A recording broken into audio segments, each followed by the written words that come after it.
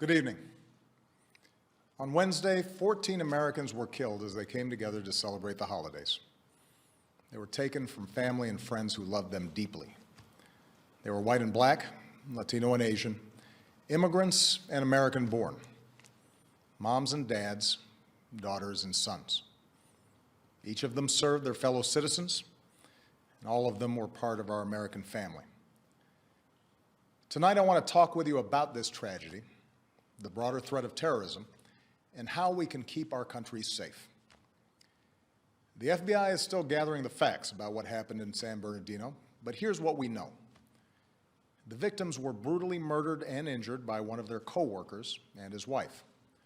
So far, we have no evidence that the killers were directed by a terrorist organization overseas or that they were part of a broader conspiracy here at home. But it is clear that the two of them had gone down the dark path of radicalization, embracing a perverted interpretation of Islam that calls for war against America and the West. They had stockpiled assault weapons, ammunition, and pipe bombs. So this was an act of terrorism designed to kill innocent people. Our nation has been at war with terrorists since al-Qaeda killed nearly 3,000 Americans on 9/11. In the process, we've hardened our defenses, from airports to financial centers to other critical infrastructure. Intelligence and law enforcement agencies have disrupted countless plots here and overseas and worked around the clock to keep us safe. Our military and counterterrorism professionals have relentlessly pursued terrorist networks overseas, disrupting safe havens in several different countries, killing Osama bin Laden, and decimating al-Qaeda's leadership. Over the last few years, however, the terrorist threat has evolved into a new phase. As we've become better at preventing complex, multifaceted attacks like 9/11, terrorists turn to less complicated acts of violence like the mass shootings that are all too common in our society. It is this type of attack that we saw at Fort Hood in 2009, in Chattanooga earlier this year, and now in San Bernardino. And as groups like ISIL grew stronger amidst the chaos of war in Iraq and then Syria, and as the internet erases the distance between countries, we see growing efforts by terrorists to poison the minds of people like the Boston Marathon bombers and the San Bernardino killers. For 7 years, I have confronted this evolving threat each and every morning in my intelligence briefing. And since the day I took this office, I have authorized U.S. forces to take out terrorists abroad precisely because I know how real the danger is. As Commander-in-Chief, I have no greater responsibility than the security of the American people. As a father to 2 young daughters who are the most precious part of my life, I know that we see ourselves with friends and coworkers at a holiday party like the one in San Bernardino. I know we see our kids in the faces of the young people killed in Paris. And I know that after so much war, many Americans are asking whether we are confronted by a cancer that has no immediate cure. Well, here's what I want you to know. The threat from terrorism is real, but we will overcome it. We will destroy ISIL and any other organization that tries to harm us. Our success won't depend on tough talk or abandoning our values or giving in to fear. That's what groups like ISIL are hoping for. Instead, we will prevail by being strong and smart, resilient and relentless, and by drawing upon every aspect of American power. Here's how. First, our military will continue to hunt down terrorist plotters in any country where it is necessary. In Iraq and Syria, airstrikes are taking out ISIL leaders, heavy weapons, oil tankers, infrastructure. And since the attacks in Paris, our closest allies, including France, Germany, and the United Kingdom, have ramped up their contributions to our military campaign, which will help us accelerate our effort to destroy ISIL. Second, we will continue to provide training and equipment to tens of thousands of Iraqi and Syrian forces fighting ISIL on the ground so that we take away their safe havens. In both countries, we're deploying special operations forces who can accelerate that offensive.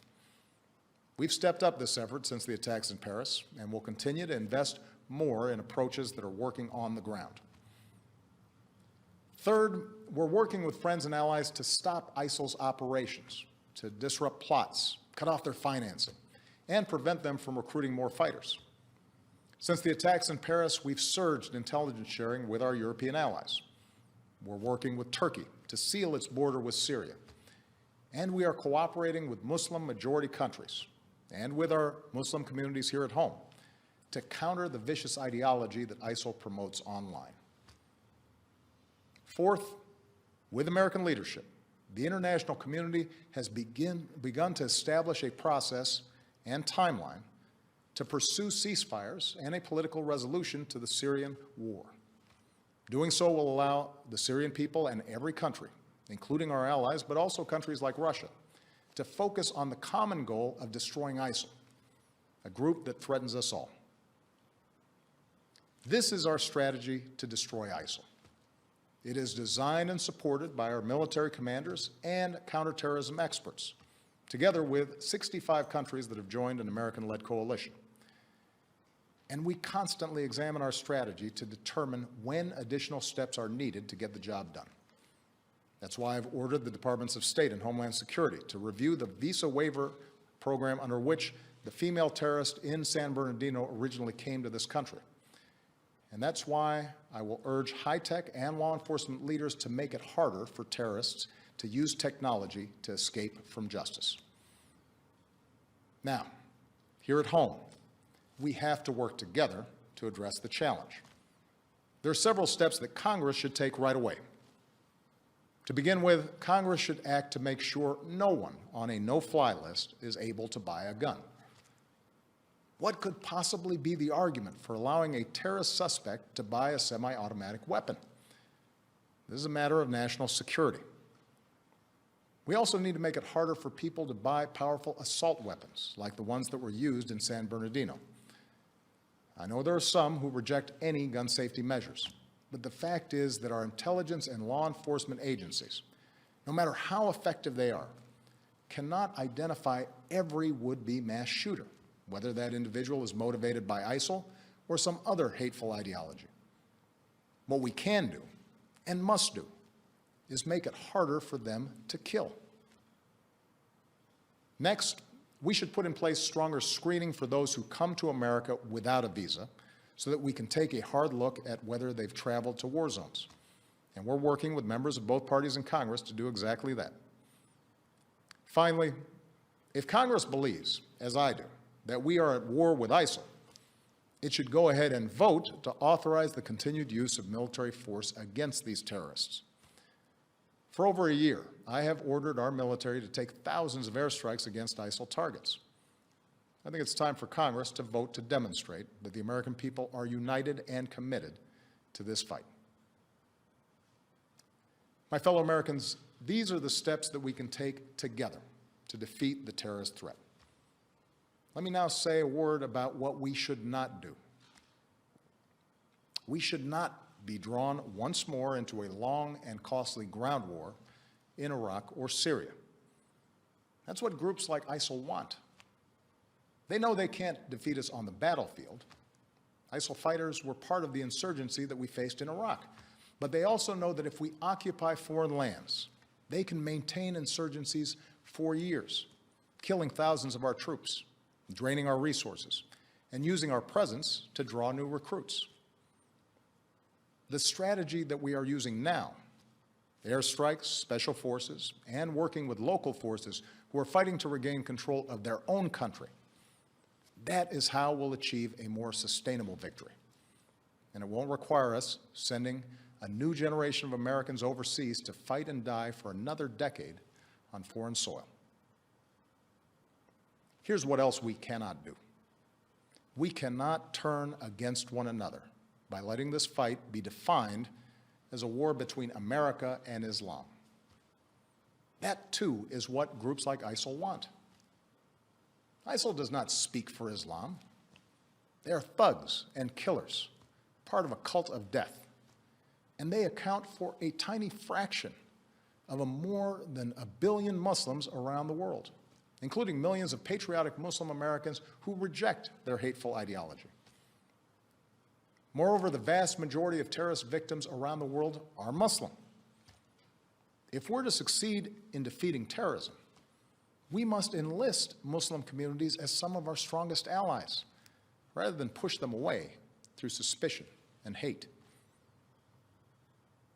That does not mean denying the fact that an extremist ideology has spread within some Muslim communities. There's a real problem that Muslims must confront without excuse. Muslim leaders here and around the globe have to continue working with us to decisively and unequivocally reject the hateful ideology that groups like ISIL and al-Qaeda promote, to speak out against not just acts of violence, but also those interpretations of Islam that are incompatible with the values of religious tolerance, mutual respect, and human dignity. But just as it is the responsibility of Muslims around the world to root out misguided ideas that lead to radicalization, it is the responsibility of all Americans, of every faith, to reject discrimination. It is our responsibility to reject religious tests on who we admit into this country. It's our responsibility to reject proposals that Muslim Americans should somehow be treated differently. Because when we travel down that road, we lose. That kind of divisiveness, that betrayal of our values, plays into the hands of groups like ISIL. Muslim Americans are our friends and our neighbors, our co-workers, our sports heroes. And yes, they are our men and women in uniform who are willing to die in defense of our country. We have to remember that. My fellow Americans, I am confident we will succeed in this mission because we are on the right side of history. We were founded upon a belief in human dignity, that no matter who you are or where you come from or what you look like or what religion you practice, you are equal in the eyes of God and equal in the eyes of the law. Even in this political season, even as we properly debate what steps I and future presidents must take to keep our country safe, let's make sure we never forget what makes us exceptional. Let's not forget that freedom is more powerful than fear, that we have always met challenges, whether war or depression, natural disasters or terrorist attacks, by coming together around our common ideals as one nation and one people. So long as we stay true to that tradition, I have no doubt that America will prevail. Thank you. God bless you, and may God bless the United States of America.